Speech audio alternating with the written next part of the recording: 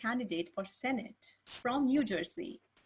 Dr. Rik Mehta is biotech entrepreneur, innovator, healthcare policy expert, and a licensed pharmacist and attorney. He studied at world-renowned Rutgers University as a pharmacist and lawyer. Dr. Mehta has emerged as a top potential candidate for the Senate. Rik's professional career expands both in the public and the private sectors. Currently, Rik is co-founder and sits on the board of two privately held companies. The first one is regulatory technology firm built to reduce paperwork burdens on doctors by state governments. And the latter is biotherapeutics company developing novel oral treatments targeting rare diseases.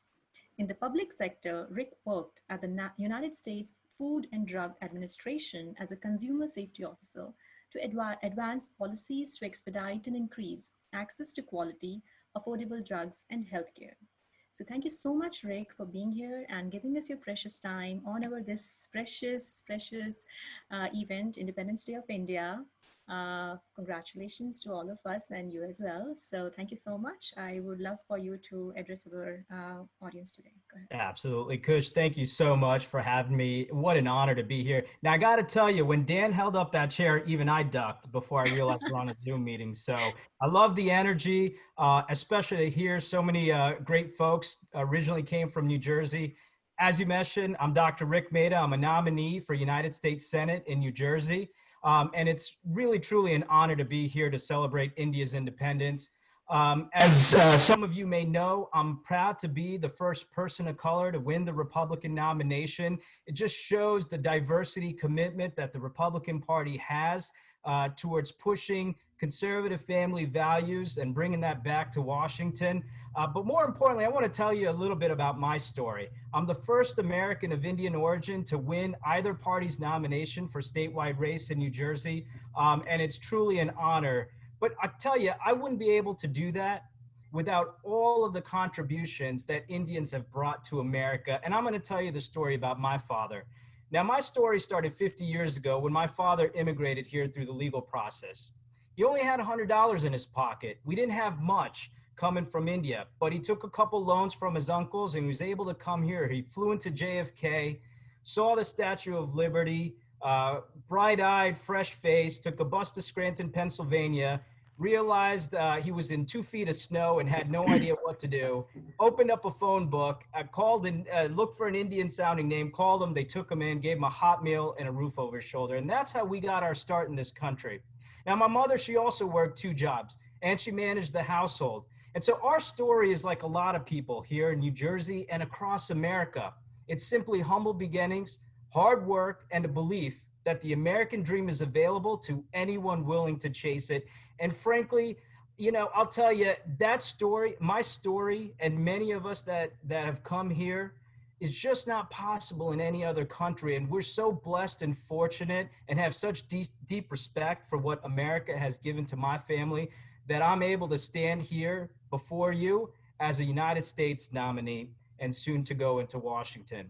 And I'll tell you, it's impossible to tell this story of New Jersey without the incomparable contributions of the Indian American community.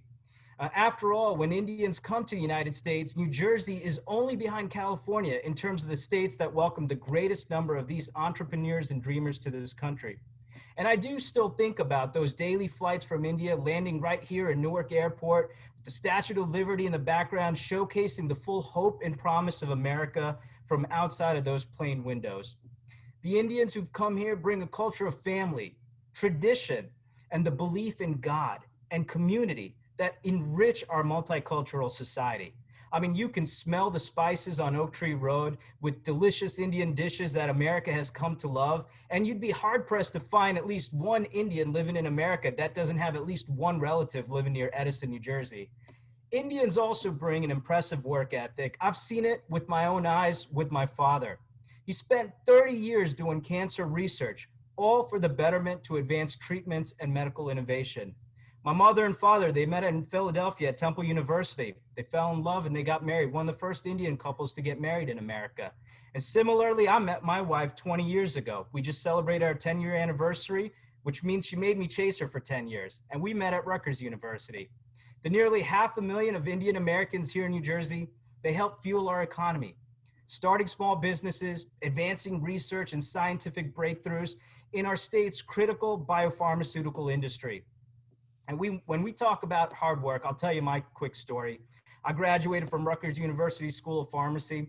I worked at the university hospital, and I worked nights so I could put myself through law school. And when I finished, I went to the Food and Drug Administration, and I spent years there working to fight and reduce the price of drugs, crack down on illegal, unapproved drugs, and remove dangerous opioids from our streets. But more needs to be done in Congress to fight the scourge of opioids and mental health issues and a broken healthcare system advanced by Obamacare facing our nation. We live in a great democracy in a great country just like India, and we need a healthcare system that works for the people, and that's what I'm going to do when I get to Washington.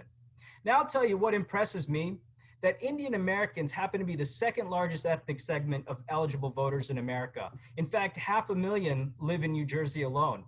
I wouldn't be standing here today before you as a U.S. Senate nominee, but for the contributions of those 500,000 Indians that have immigrated to New Jersey through the legal process, making America great. Now, I've seen Indian Americans to be highly educated, law-abiding, peace-loving, and hardworking. Indian Americans have the highest household income among most of the Asian groups and have become active in the political landscape, and I'm proud of the contributions they have to the political process. In fact, right now, COVID-19 has changed the landscape of campaigning and politics. And what it's done is it's opened our eyes to the dire need to have such close relations with our strongest democracies like Israel and India, to bring our medical manufacturing back to America, lower our price of drugs, fix healthcare, and use the legal immigration system to drive opportunity for all. As the next U.S. Senator from New Jersey, I'm going to make that my priority. And I'll tell you, I'm so proud to be here to celebrate India's independence when so many of us around the globe are fighting to continue to preserve our democracies and our freedoms.